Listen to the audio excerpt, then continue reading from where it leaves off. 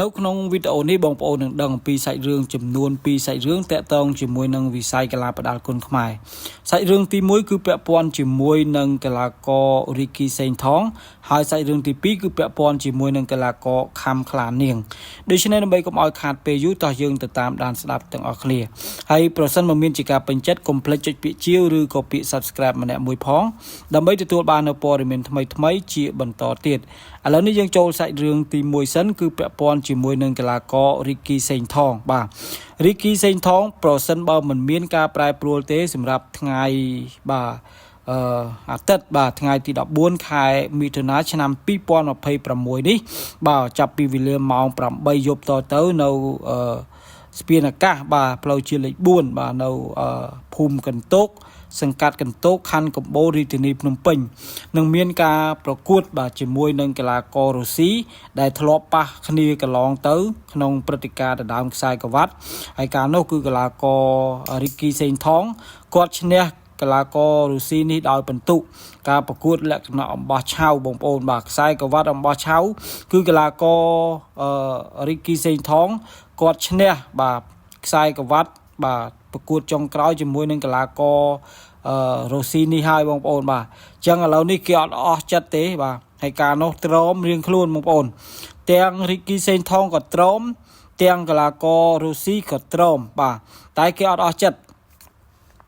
គេអត់ទាន់អស់ចិត្តឥឡូវនេះគេមកសងសឹកលើកីឡាកររីគីហើយបាទអញ្ចឹងមិនដឹងយ៉ាងម៉េចយ៉ាងម៉ាទេរីគីសេងថងបាទលើកនេះហើយរីគីសេងថងក៏ថាលើកមុនហុំផ្លុំផេះលែងហុយបាទលើកនេះបាទមិនដឹងមិនម៉ាទេបាទការប្រកួតហើយចាំមើលថាតើការប្រកួតលក្ខណៈអំបោះឆៅទៀតឬក៏យ៉ាងណាព្រោះការប្រកួតមុនលក្ខណៈអំបោះឆៅអញ្ចឹងការប្រកួតនេះខ្ញុំគិតថាកិច្ចពីអំបោះឆៅមិនរួចទេដោយសារតែការប្រកួតកន្លងទៅពួកគាត់ប្រកួតអំបោះឆៅទៅហើយបាទហើយសូមបញ្ជាក់ថាការប្រកួតលើកនេះគឺប្រកួតក្នុងប្រភេទគីឡូ63កន្លះបាទហើយការប្រកួត3ទឹកបាទ3ទឹកមួយទឹក3នាទីហើយសម្រាប់ការប្រកួតលក្ខណៈគុនខ្មែរបាទក្នុងច្បាប់គុនខ្មែរបងប្អូនបាទហើយការប្រកួតនេះបាទប្រហែលជាអំបោះឆៅឬក៏កង់ចេញមករៀមទៀតហើយដោយសារតែការប្រកួត3ទឹកបងប្អូនបាទគុនខ្មែរយើងភាគច្រើនវាយ5ទឹក3ទឹកប៉ុន្តែកង់ធម្មតាអាចថា5ទឹកប៉ុន្តែបើថាកង់តូចឬក៏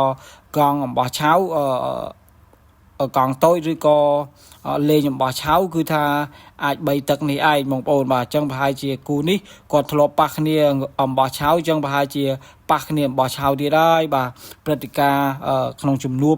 សងសឹកបែបនេះបាទមិនដឹងថាកក្រើកយ៉ាងណាព្រោះកីឡាករសេងថងគេទៅតែផ្ដួលដៃគូចាស់របស់គេដែលធ្លាប់ឈ្នះគេកន្លងទៅនៅ CNC បាទឥឡូវគេអាចសងសឹកបានហើយជាមួយលើកនេះតើកីឡាកររុស្ស៊ីមកសងសឹកពីសេងថងវិញបានឬក៏សេងថងនៅបន្តកំណត់ត្រាឈ្នះរបស់ខ្លួនទៀតបងប្អូនលើកីឡាកររុស្ស៊ីសូមបញ្ចប់សាច់រឿងទី1ពាក់ព័ន្ធជាមួយនឹងកីឡាកររីគីសេងថងយើងចូលសាច់រឿងទី2សាច់រឿងទី2នេះពាក់ព័ន្ធជាមួយនឹងកីឡាករខំខ្លានាងបាទខំខ្លានាងឡើងក្នុងប្រភេទគីឡូ52គីឡូក្រាមហើយពីមុនខ្លានាងគាត់លេងតែគីឡូ51ឯងបងប្អូនឥឡូវគាត់លេងគីឡូ52គីឡូក្រាមប៉ះជាមួយនឹងកីឡាករណាត់ណាស៊ីប៊ូកីឡាករបារាំងហើយសម្រាប់កីឡាករខំខ្លានាងលើកនេះមិនមែនវាយនៅខ្មែរទេបងប្អូនបាទចេញហោះទៅវាយដល់បារាំងបងប្អូនប៉ះជាមួយនឹងកីឡាករបារាំងហើយកីឡាករបារាំងហើយនឹងកីឡាករខំខ្លានាងនេះសបល់អីប្រហែលគ្នាបងប្អូនបាទមើលស្រួលថាខ្មែរកីឡាករបារាំងរូបនេះបងប្អូនបាទទាំងសបល់ទាំងអីណារូបរាងកាយសម្បត្តិអីមើលមកស្តៀងខ្មែរបងប្អូនបាទអញ្ចឹងប្រហែលគ្នាទេហើយការប្រកួតនេះនឹងធ្វើការប្រកួតនៅថ្ងៃសៅរ៍បាទថ្ងៃទី20ខែមិថុនាឆ្នាំ2026បាទចាប់ពីម៉ោង12បាទម៉ោង12ម៉ោង11បងប្អូនបាទអញ្ចឹង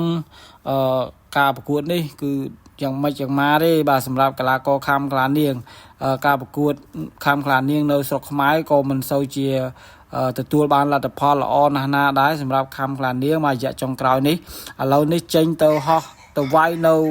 ប្រទេសបារាំងជូនពរឲ្យកីឡាករកម្ពុជាយើងទៅប្រកួតនៅទឹកដីប្រទេសបារាំងទទួលបានជោគជ័យទទួលបានជ័យជំនះទាំងអស់គ្នាព្រោះអីជាការផ្សព្វផ្សាយគុណខ្មែរ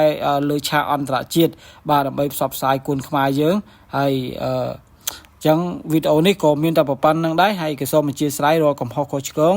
សម្រាប់ការអធិប្បាយរបស់ខ្ញុំបាទនៅពេលនេះខ្ញុំបាទសូមអរគុណសូមជម្រាបលា